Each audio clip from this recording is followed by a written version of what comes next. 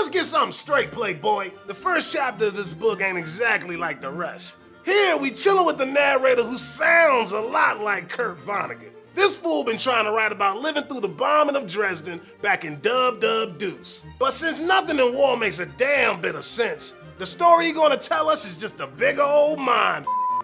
Billy Pilgrim must have smoked too much of that chronic, cause this fool is unstuck in time, meaning he always jumping through random moments in his life and can't do nothing about it. As he crawling through the shit rolling 4 deep, Billy wanders away, gets unstuck in time, and whack! He time trips to his future as a creased up optometrist. And after tripping through other life events, bam!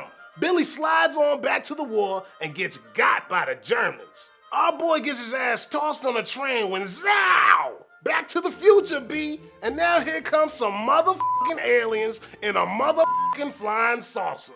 Billy takes one look at these green hustlers called Trouthamadorians and be like, yo, why me? And they all like, why anything? Just is, cuz. Zippity zap, player. Back on the train and now peeps be dying left and right. They reach the camp and zoop! Billy trips to the alien crib where they got him locked up like a zoo animal. Ain't all bad though, cause he gets locked up with a banging movie star named Montana Wildhack. Zap!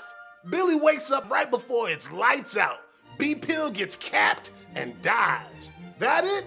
Nope. Hadouken! Back to 1945 where the Germans put him and the other homies on lockdown in a slaughterhouse. When Dresden gets wrecked by a firebombing, Billy survives cause he got put in a meat locker. Wang! 25 years later, Billy gets on a plane with some other optometrist homies when the damn thing crashes. One head whack later, Billy's running his mouth on the radio about Trouthamador and flying saucers. Zam! Back in Dresden, the bombing's over and everything's quiet, except for a little bird say, "Pooty-weet."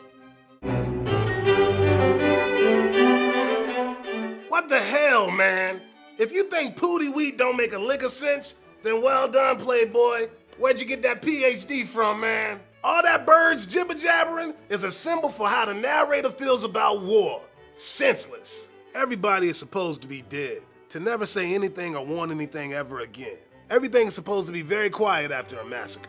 And it always is, except for the birds. And what do the birds say? All there is to say about a massacre. Things like Pooty-weet. That's one of this book's main beefs, that there ain't nothing smart to say about war. And when you're talking about the death of 135,000 people, logic just don't apply. No matter how fly your writing game be, you can't describe what's indescribable. And anytime you try to do it justice, you're gonna end up with a story just like our narrators. So instead of a rap with a beginning, middle, and end, we get a version that's all screwed and chopped. The structure of this book is, in itself, a massacre. When you're in a world that's so damn broke that you can't even pick up the pieces, the only choice you got is to look at it differently. Some players think that's why the narrator made Billy P an optometrist. He corrects our vision of the world and helps us see that bad stuff happens for no reason. So it goes.